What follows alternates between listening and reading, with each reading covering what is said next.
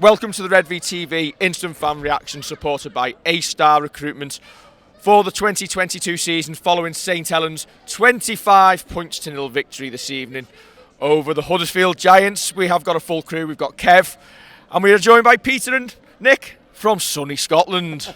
Well, it has been, yeah. It's a very sunny Scotland. Yes, but it'll be even sunnier tomorrow. And it's a sunnier smile you'll be going home with after that, Peter. Oh, fantastic. I never expected this level of victory before the match. I was quite nervous. I thought it could go either way.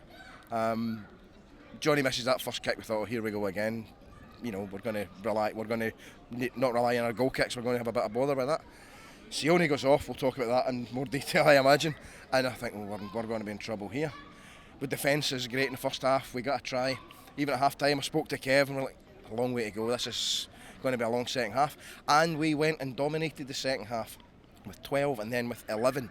I mean, we were taking the mickey, you know, and a try and a drop goal with 11 against 13 against one of the best teams in the league.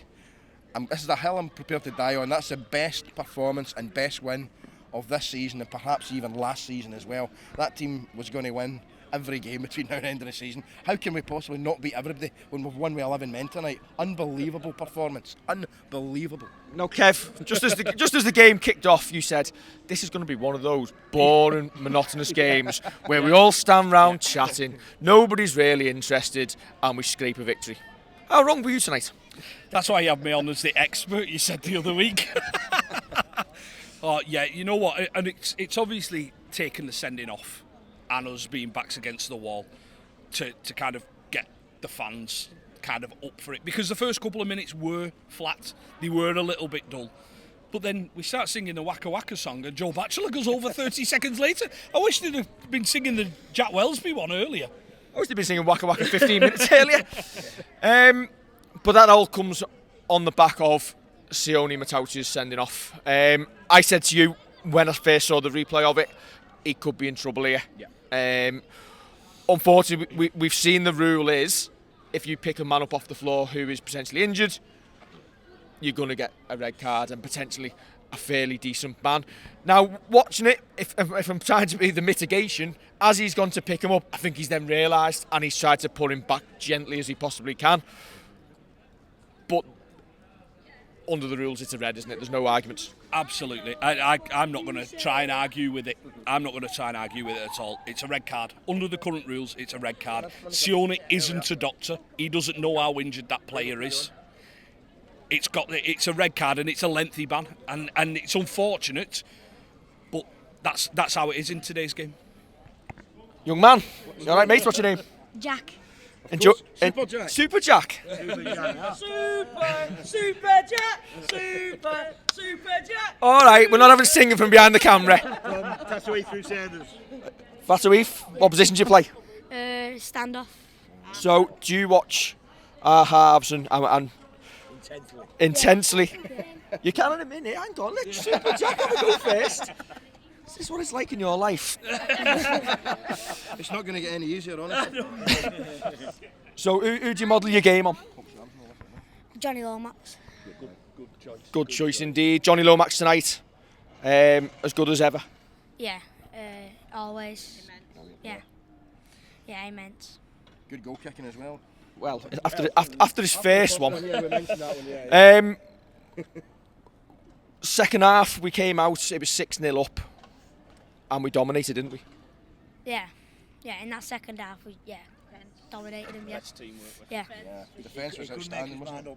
What was better, the tries or the defence? Tries or defence? Oh, defence. The choice, right? Who's next? Who's coming on? What's your name? Alice. Alice. Yeah. Enjoy this evening. Yeah.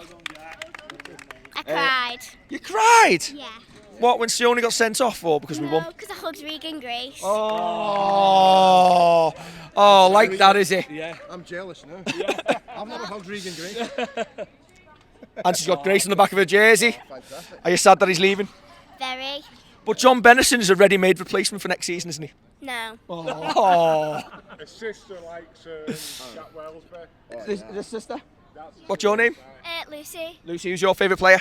Jack Wellesby. Oh. Good choices. Fantastic, good choices. We've got like the whole fan club here. Who's your hero, Peter? Louis McCarthy Scarsbrook, because I'll give him a mention, because no one else will. Alice, before we let you go, hang on, both of you. Yeah. We're not going to finish the show, but you can give us a like, share and subscribe, because somebody might tell on the back of this. Okay. Just say it. Like, share and subscribe. Don't forget to like and subscribe. Don't end the recording. Thank you very much. Thank you. Well done. Bye-bye. So Nick, we haven't brought you in yet. Who's your favourite player?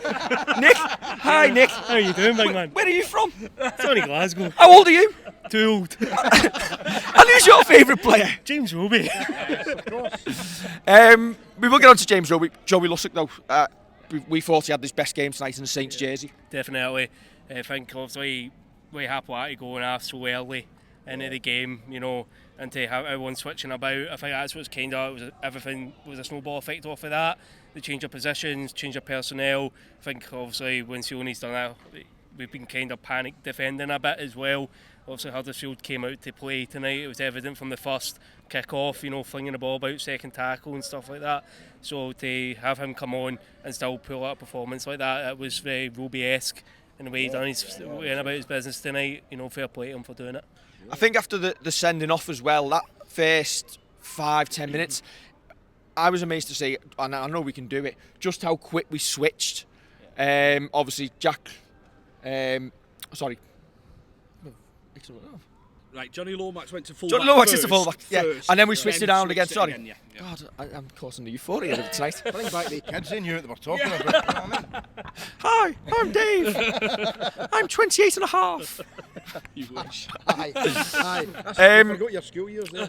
Peter, the sending off, no complaints really. Well, at first you look at it, I wasn't sure It what looks it soft. was for, and you thought, was it for the crusher tackle? But then There was no crusher tackle. But then I actually got a text from Graham, who might well be watching this. They mentioned, obviously, they're saying on the television that it was for picking him up and then putting him down. That's the rule. It's hard and fast. Unfortunately, I was talking to Kev half time. I said there might be mitigation if the player wasn't injured, but it wouldn't be. But you don't know whether the player's injured or exactly, not. And unfortunately, you have to look at when Alex broke his neck at Warrington. Yeah.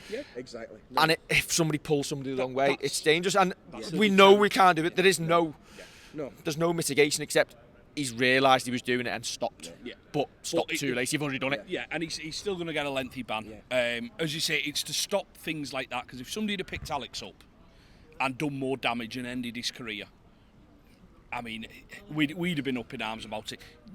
I'm afraid, even though we keep mentioning mitigating well, you two have mentioned mitigating circumstances. We're going to the panel. I don't see it. He's going to get a lengthy-ish ban for it, probably 5 or 6 games. A Halifax player's been banned for 8 for it. He has picked him up. That was he's a lot picked him worse, up with that a one. bit more force, Yeah. but you're going to go In the with middle of a scrap. a little bit less than that. He's got to take his medicine, and it's going to give another lad a chance, because I would, if I was Saints, say that James Bell has pulled up with a minor knock. He has. He slipped on them stairs tonight. He's got a minor knock. He'll be fine for next week. But he can't go on dual reg to Lee, as he's been announced today. That's what I would. That's what I envisage has happened. That would be a bit of a Bell trick, wouldn't it?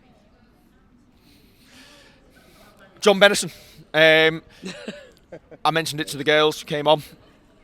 They weren't agreeing.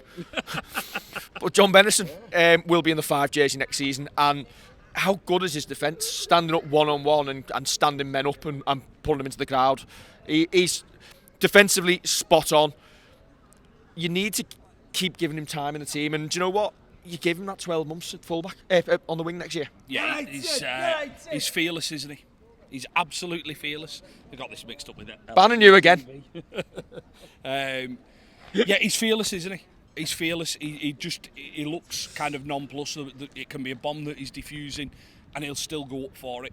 And it almost seems like when he made his debut, when he played earlier this season, and he made a mistake, all of a sudden he gets that opportunity again. He puts it right, and that's what is impressing me. I've said it before in previews. When his name is on the team sheet, you're not bothered, are you? You're not turning around going, got a young lad out there, he might not be able to kind of do what we want him to. Listen, if Will Hopewati is injured again and misses next week, if he slots in at fullback, I'm quite happy with that. Will Hopewati, how unlucky. He does an absolute bell ringer to put the man into touch. survives the head knock and hits his shoulder at the same time. You're like, but do you know what? That sets the tone for the game, that defence. They score and go up early, it puts the tails up, and it's potentially a completely different game. Nick, I didn't think tonight there was anybody in that Saints team who were below an 8. Curtis Sirenan, he's a bit of a machine. Yeah, definitely. It was 10 out of 10 from everyone, and especially get back up like that after, obviously, what they've done at Magic the week before as well, man. So fair play to them all for, pushing out and getting the result under such circumstances. Yeah, I mean, the scramble defence, I think some of those tackles to stop them scoring tries were celebrated as wildly as some of the tries, and quite rightly, because that's all about attitude. That's about, when we're talking about reshuffling the team, that's the leaders taking charge on the field, like your Johnny Lomaxes, like your James Robies, just organising everyone, taking charge, and ensuring there's no panic, and just saying, right, everybody calm down, we'll get this done. And everyone with the attitude of, like, I'm not giving this up. Never write off the Saints, but never write them off. It's stopping other teams scoring. Because, I mean, it quite easily could have been 25-16 or something tonight, and we'd still have been happy with that win. Do you know what? Even when Morgan Knowles goes off, getting that yellow card, 18-0 up, there's 10 minutes left. Yeah. They've got the ball on our try line. Yeah. If they get over at that point, you're nervous. It's squeaky bum time. I'd have been tweeting consolation, and everybody down me would have been slapping me on the back of the head. Yeah. But all night we just seemed to force the errors from the opposition, and that was just solely due to the intensity. And I think that's one of our best wins of the season so far, Kev. Definitely, it's one of our best. It's one of our best defensive displays for a while, and that's saying something with how good our defence is. It's one of our best performances in recent years. You're not teaching the Wigan club how to win with 12 and then 11. Possibly, yeah. We're going to try next week to go with 10. that RFL bias towards Saints is going well, isn't it? Well, and we may well. And it's not the RFL bias. It's the independent judiciary that decided wrong. I don't care. Take them out of it. Listen, although there is one decision I'm going to kind of pull up, the Huddersfield no try when Benison then goes. Why not just play? Yes. He goes the length of the field. Yeah. If he does go the length of the field though, then you can just turn around and go, I want to have a look at that one, because if that's no try, then we're coming up here and play. Why on. stop play? And it's almost like he's done it quickly, he's done it early. He's done it like Mata'utia picking the man up off the floor. And I think if he had his time again, he'd realise that he shouldn't have done it. Yeah, fair enough. I'll call the one on Harrell in the first half, where he gets up and plays the ball and gets shoved over, and he gets the penalty against him. What on earth is going on? Yeah, there was one or two strange decisions. Certainly the West Terrace wasn't entirely happy with Mr. Kendall tonight, but we'll watch it back in the telly and realise probably about 90% at least of the decision's correct, and we'll go. We were shouting at him and calling him every name. But this is why it's the instant fan reaction, because we like being wrong immediately after the match. Well, and let's be honest. And it's Saints bias. It's we're very biased towards Saints, and we're wrong, collectively on a very regular basis, which is why we're here and not on TV. Yeah. But listen, let's not be negative, man. This is without any shadow of a doubt, the best win of the season. You'll not see a better defensive performance by anyone, anywhere, the rest of this season. To not concede against a good Huddersfield team, right? They've maybe taken a lot of bad options tonight, but with 12 men for about 40 or 45 minutes, and then for 11 men with about nearly 10 minutes, to not concede, when the game was won at even 24-0, pushing them out wide and preventing a try. I mean, that's all about attitude. And that's why this team is just wonderful to watch, and why everyone was singing their heads off at the end tonight. I was going to say, lastly, atmosphere. It's 20 minutes after. Well, what time is it now, Kev? It is 25 to 11. It's probably 40. Is your watch called Kev as well, isn't it? Hi, Kev.